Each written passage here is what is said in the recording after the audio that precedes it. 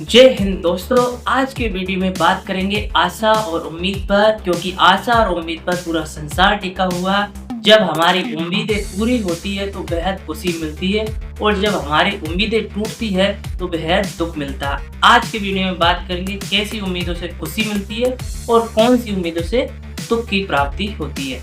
My dear friends, आशा और उम्मीद ये एक ऐसा शब्द है, हर व्यक्ति अपने जीवन में उम्मीदें नई नई उम्मीदें रखता है और उन्हीं उम्मीदों के सहारे जीता रहता है। माय डियर फ्रेंड्स, उम्मीदें भी दो टाइप से होती है, कुछ अच्छी उम्मीदें भी है, कुछ बुरी उम्मीदें है। जिन उम्मीदें या आशा जिनका नियंत्रण हमारे ऊपर ही रहता है, जिसका पूरा कार्यभार हमारे ऊपर रहता है, वो उम्मीदें तो ठीक है। जैसे कि मैं मेहनत करके पढ़ाई करके सफल होऊंगा, ऐसी मैं अपने आप से उम्मीद करता हूँ और उसके लिए सही दिशा में काम करता हूँ, यहाँ तक तो ठीक है। इसके अलावा दूसरी उम्मीदें ये होती कि जैसा कि हम जानते हैं, कुछ उम्मीदें हम अपने मित्रों से करेंगे, पिता अपने पुत्र से करेगा, पति अपनी पत्नी से करेगा, या पत्नी अपने पति से करेगा, या अपने आस-पास के कलीग से करेंगे, या समाज के आस-पास के वातावरण के लोगों से उम्मीदें करेंगे।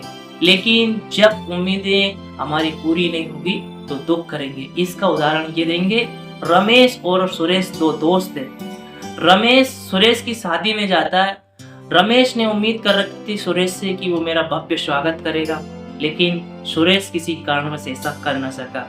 उसका रमेश को बड़ा ही दुख होता है। तो सिचुएशन ये, उसको दुख नहीं करना चाहिए, हो सकता है उसका कुछ निजी कारण हो सकता है। इसी तरह हम भी अपने जीवन में लोगों से उम्मीदें रखते हैं, जबकि हमारे कंट्रोल में थोड़ी है लोगों का व्यवहार, हमारे कंट्रोल में तो हमारा व्यवहार है ना, लेकिन हम दूसरों से फालतू की उम्मीदें रखते हैं, और ये कहीं ना कहीं हम लोगों के लिए जीवन में आधे दुख का कारण है।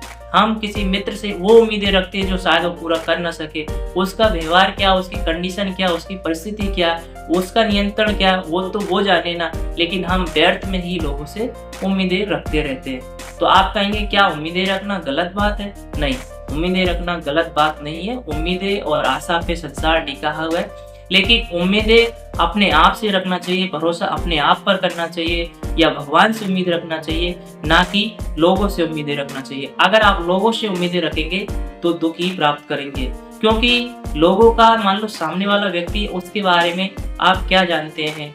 आपने उससे उम्मीद रखी है कि भला टाइम पे वो मुझे इतने रुपए की मदद कर सकता है, लेकिन उस समय उसकी परिस्थिति अगर नहीं है मदद करने की, तो आपको दुख होगा और उस व्यक्ति के प्रति नफरत भी पैदा हो सकती है।